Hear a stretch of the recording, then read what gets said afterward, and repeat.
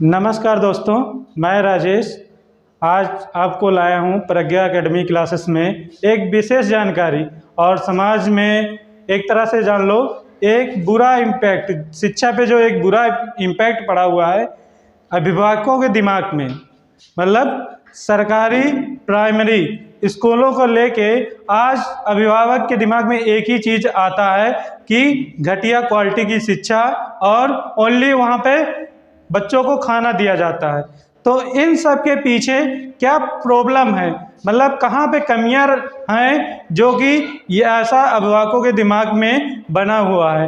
अभिभावक अपने बच्चों को सरकारी स्कूल में नहीं पढ़ाना चाहते हैं, प्राइवेट में अगर वो भेजते हैं तो उनको अपने बच्चों पे ज़्यादा विश्वास है कि हमारे बच्चे बहुत ही अच्छी शिक्षा अर्जित करेंगे। लेकिन जबकि सरकारी स्कूलों में प्राइवेट स्कूलों के मुकाबले हम कह रहे हैं 1/4 पैसा भी नहीं खर्चा होता है, लेकिन वहाँ की शिक्षा मैनेजमेंट बहुत अच्छा होता है। हाँ, तो मैनेजमेंट एक ही ऑप्शन है जो शिक्षा को अच्छा, बेहतर, शुद्ध और सरल बना सकता है, वो स्कूल का मैनेजमेंट होता है।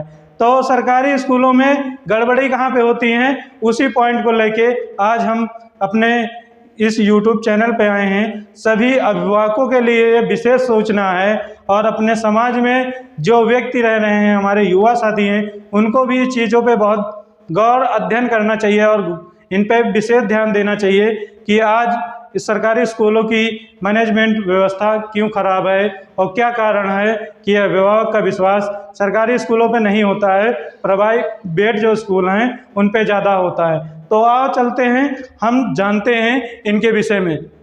तो जैसे कि मैनेजमेंट किसे कहते हैं? मैनेजमेंट का मतलब यही होता है नियम यानी कानून, मतलब जो स्कूल में नियम और कानून बनता है उसी को मैनेजमेंट बोला जाता है। तो सरकारी स्कूलों में किस तरह मैनेजमेंट संभाला जाता है। और एक चीज़ और, सरकारी स्कूलों का मैनेजमेंट, आप सोचो सरकार इतनी ज़्यादा सचेत हैं कि वो सरकारी टीचरों को नहीं देके उन्हीं अभिभावकों को दिया गया है, जबकि उनका जो मालिकाना हक है सरकारी स्कूलों का, उनको किनको दिया गया?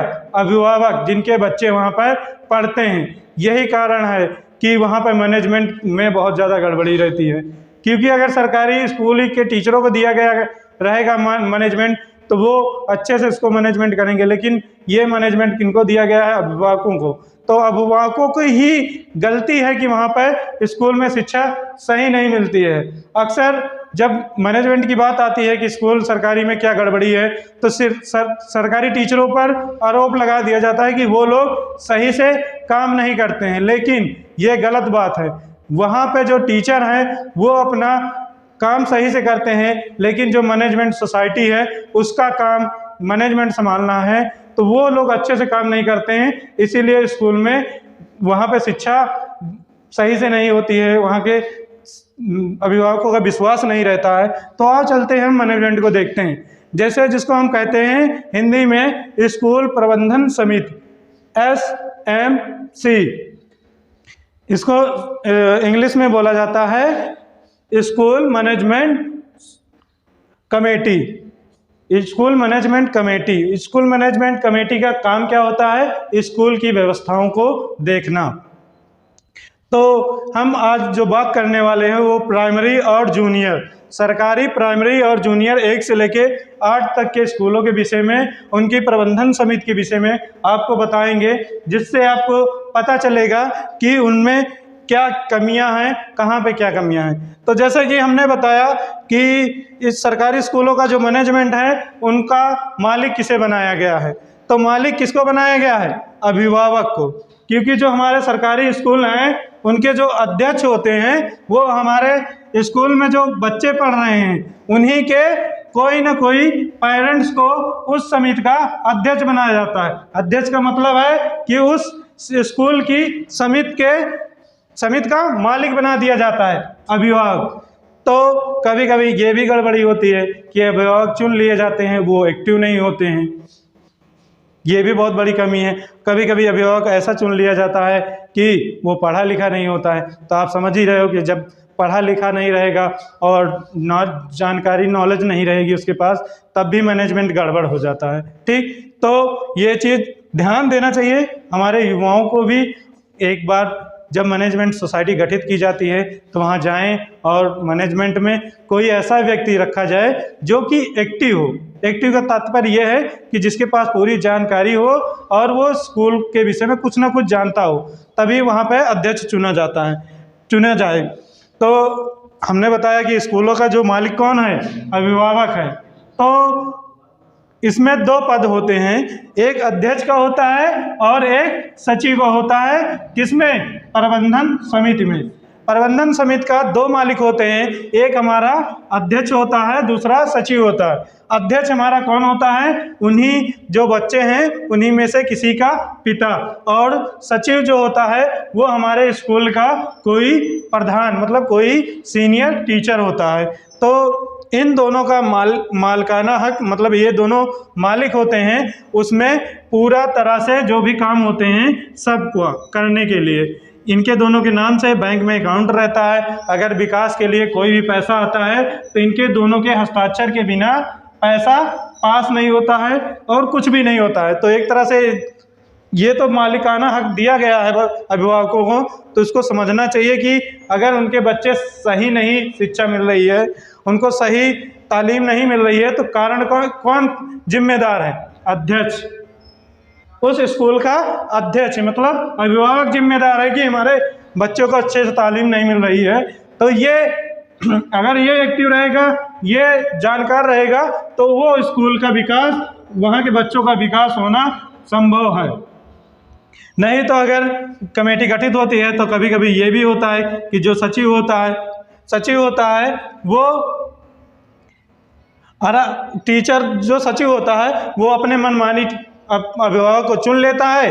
वो जब चाहता है उससे साइन करा लेता है, जहाँ भी पैसा लगना रहता है कुल करा लेता है। तो ये चीज़ें भी हमारे वहाँ जो बच्चे भेजे जाते हैं जिन जिन अभिभावकों को, उनको भी इस चीज़ पे विशेष ध्यान देना चाहिए, जिससे उनकी शिक्षा अच्छी हो उन बच्चों की। और देखो इसके आगे जैसे हमारे 2 सचिव और अध्यक्ष हो गए, उसके आगे उन कार्यकाल उसमें जो और होती है, एक होती है उसमें साधारण सभा। साधारण सभा का तात्पर्य यह है कि स्कूल में हर तीसरे माह पर साधारण सभा का गठन किया जाता है, जिसमें कि हमारे जितने भी अभिभावक हैं उनको बुलाया जाता है और उस शिक्षा को लेकर वहाँ पे मीटिंग की जाती है। तो जितने भी हमारे अभिभावक हैं जो सरकारी स्कूलों में अपने बच्चों को भेजते हैं, वो वहाँ जाके उस मीटिंग में शामिल होंगे, जो भी प्रॉब्लम होगी उसको बोलेंगे। लेकिन अक्सर देखा जाता है साल साल बीत जाते हैं, अभिभावक स्कूल में जाते नहीं हैं। तो ये भी एक कमी है अभिभावकों को लेके। और ये जो बैठक साधारण होती है, ये बैठक ये जो 25% लिखा हुआ है, इसका तात्पर्य ये है कि जितने भी बच्चों का नाम लिखा गया है उनमें से कम 25% अभिभावक वहाँ मौजूद रहेंगे, तभी उस बैठक को पूर्णतः माना जाएगा, अन्यथा उसको नहीं माना जाएगा। तो ये भी हो गया। दूसरी कार्यकारिणी सभा, ये मेन सभा है, मतलब ये स्कूल के मैनेजमेंट का एक मेन पॉइंट है।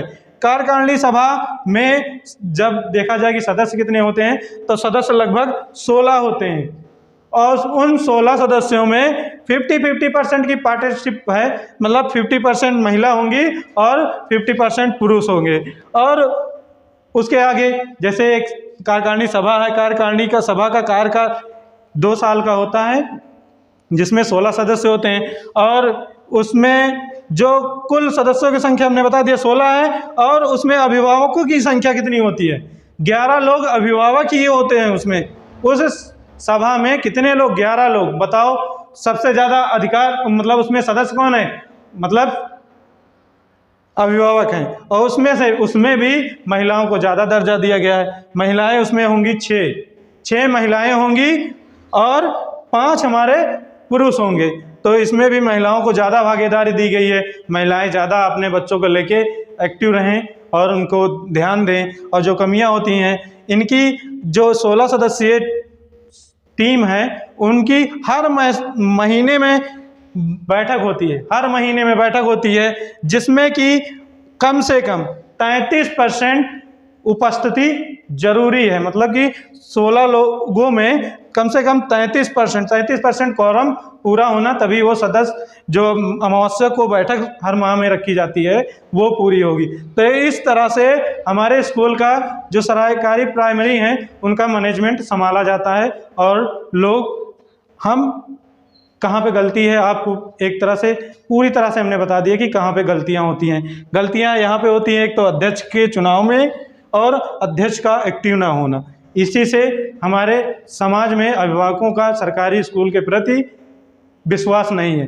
तो हमारा जब अध्यक्ष अगर एक्टिव रहेगा तो कन्फर्म है हमारे प्राइमरी स्कूलों की दुर्दशा सही होगी। तो आपने देख लिया कि जो प्राइमरी हमारे स्कूल हैं उनमें जो मैनेजमेंट में गड़बड़ी है वो कहाँ पे है।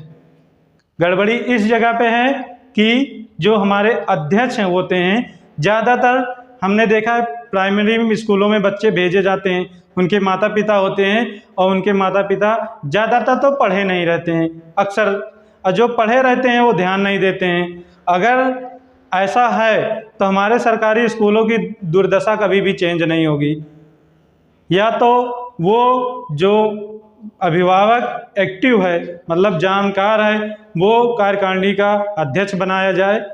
तो हमारा ये सब साथियों से अनुरोध है कि अगर ग्रामीण स्तर पर लोगों को शिक्षित करना है तो इन पॉइंटों पे हमें बेसिक रूप में जाना पड़ेगा स्कूल कॉलेजों में, और वहाँ पे जाके उस प्रबंधन समिति के अध्यक्ष सदस्यों को देखना पड़ेगा। तो आप सभी से अनुरोध है कि आप अपने आसपास के स्कूलों में जाएं और वहाँ पे उस समिति को देखें वो बराबर काम कर रही है कि नहीं कर रही है। अगर नहीं कर रही है तो आप लोग उस पर ध्यान दें और हमारे आने वाले भविष्य के बच्चों को अच्छे से अच्छे शिक्षा मिल सके। शिक्षा इसलिए क्योंकि कहा गया है, बाबा साहब ने कहा है कि शिक्षा वह शेरनी का दूध है जो जितना पिएगा उतना दहाड़ेगा। मतलब जो जितना सीखेगा उतना ही समाज में आगे आएगा, भारत में अपॉर्चुनिटी होगी और भारत के जितने भी युवा होंगे वो सब एक साथ में अच्छा भारत बना पाएंगे। धन्यवाद।